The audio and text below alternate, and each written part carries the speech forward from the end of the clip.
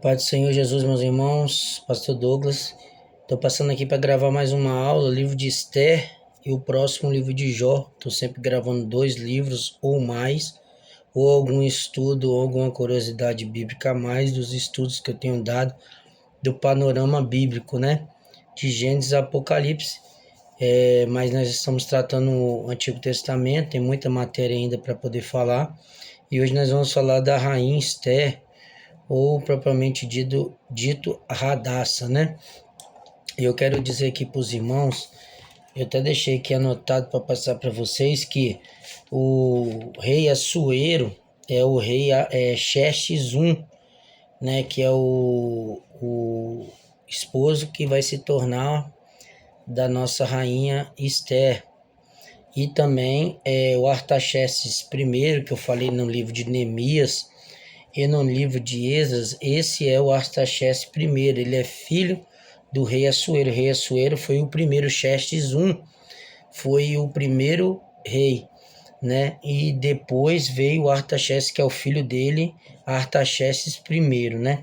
Que ele é relacionado com Esdras e também Neemias. E Xerxes I, que é o rei Assuero, é do livro de Esther.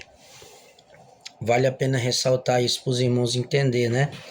A guia de introdução. O livro de Esther relata como Deus preservou o povo judeu durante o período do exílio persa, mesmo sem seu nome ser mencionado diretamente no texto. Outra curiosidade aqui para os irmãos é que o livro de Esther não tem o nome Deus, mas nós vamos ver a ação dele no livro de Esther ou na história de Esther, ali também com o Mardoqueu.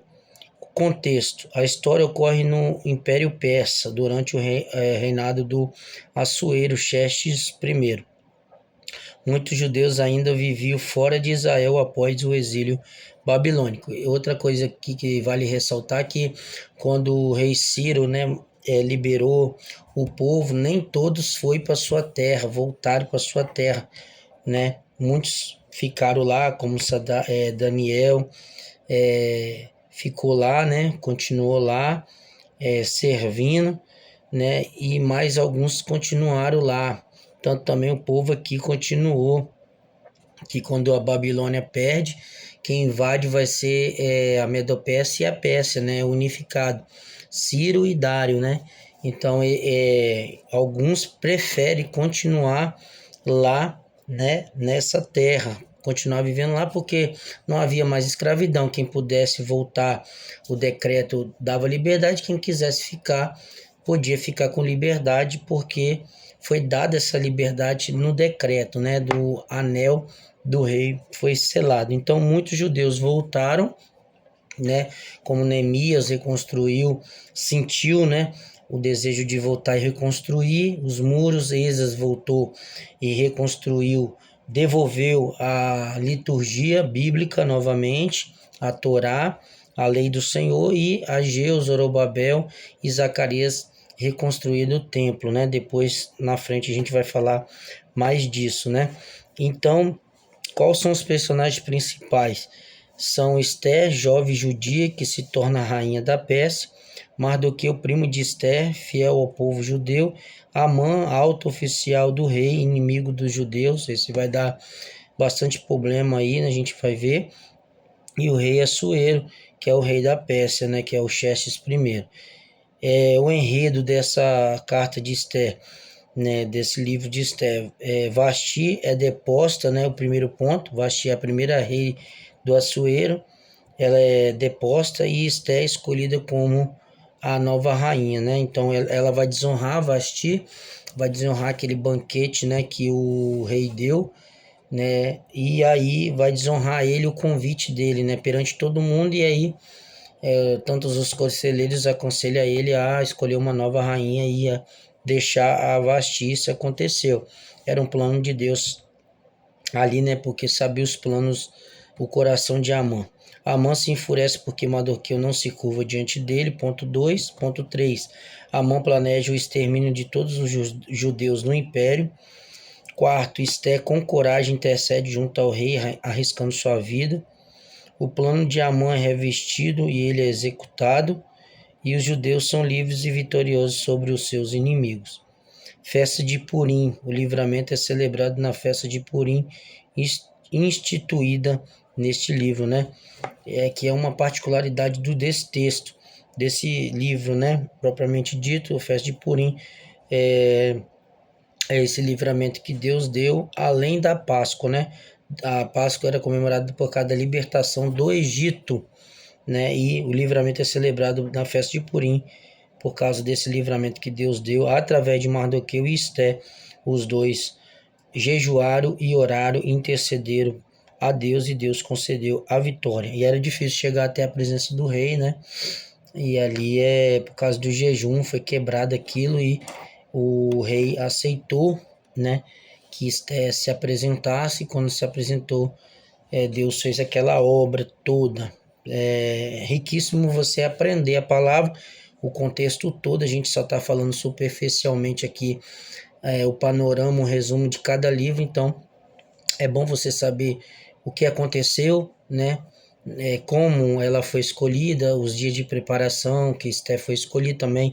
É bom você saber sobre a história do que aconteceu, dessa perseguição de Amã contra os judeus, né? A irreverência de Mardoqueu a Amã, porque ele só se dobrava a Deus, respeitava o reinado, né? Então é bom os irmãos pesquisar essas minúcias que todos sabem, estão aí as pregações, os estudos bíblicos. Aqui a gente está fazendo um resumo básico para os irmãos entender cada livro e os irmãos ter uma noção do Antigo Testamento. As mensagens principais do livro de Esté: a providência de Deus mesmo quando ele parece silencioso, coragem, fidelidade e identidade espiritual. Deus usa pessoas comuns para cumprir seus propósitos, né? E aqui eu separei para os irmãos, para não ficar muito simples, eu separei qual as aplicações espirituais do livro de Esté. O primeiro aqui é: Deus age mesmo quando parece silencioso. O nome de Deus não aparece no livro, como eu falei, mas sua mão está presente com detalhe. Aprendizado: confiar em Deus mesmo quando não há ou vemos agir claramente, né? Às vezes a gente quer ver igual Tomé para crer. Segundo, fomos colocados em posição estratégica por Deus. Quem sabe se não foi um tempo como este que chegasse a ser rainha, né? Esté 4,14, quando Mardoqueu fala para ela, e ela assim ali vê o propósito dela ali no reinado, né? O aprendizado é: Deus nos posiciona para cumprir os propósitos maiores, né? Coragem nasce da fé, terceiro ponto. E Esté decide se apresentar ao rei, mesmo correndo risco de morte. Aprendizado: fé verdadeira atinge atitude, mesmo diante do medo. Quarto, jejum e oração procedem grandes livramentos. Antes da intervenção, o povo jejuava. Aprendizado: vitória espiritual começa na dependência de Deus. 5. Orgulho leva à queda. Amã planeja destruir Mardoqueu, mas acaba sendo destruído. O aprendizado: Deus resiste aos soberbos e exalta os humildes. Deus reveste situações impossíveis. 6. O decreto de morte se transforma em decreto de vida. Aprendizado: Deus tem poder para mudar destinos. O 7. A fidelidade traz honra. Mardoqueu esquecido por um tempo e é honrado no momento certo. Aprendizado: Deus recompensa a fidelidade no tempo certo. E 8. O povo de Deus jamais será destruído. Apesar das ameaças, Israel é preservado. Aprendizado: as promessas de Deus não falham, né? Muitas vezes o diabo e os inimigos de Israel tentou destruir, mas não conseguiu, porque Deus preservava, por mais que a sua indisciplina e a desobediência eram grandes, mas Deus sempre preservava o povo. A gente vê um grande velo de Deus ali no deserto, né? Ali as roupas não se rasgavam, os sapatos aumentavam segundo o crescimento, as roupas não ficavam velhas, né? E assim por vai, Deus deu água, Deus deu pão, Deus deu carne, sempre preservando esse povo. Não além disso somente, mas além dos inimigos que queriam ver a destruição. Eu pontuei esses 8 aqui, irmãos, e tem sido difícil, né? Trabalhoso montar isso tudo para os irmãos aprender, né? Eu, antes de falar alguma coisa, eu reviso o que eu vou falar e tem sido aprendizado para mim mais ainda do que eu tenho aprendido e também tenho me esforçado muito para levar o conhecimento até a sua casa, a sua vida, a sua família. Que Deus venha abençoar. A mensagem central aqui eu notei: Deus governa a história, protege seu povo e usa pessoas dispostas para cumprir seus planos.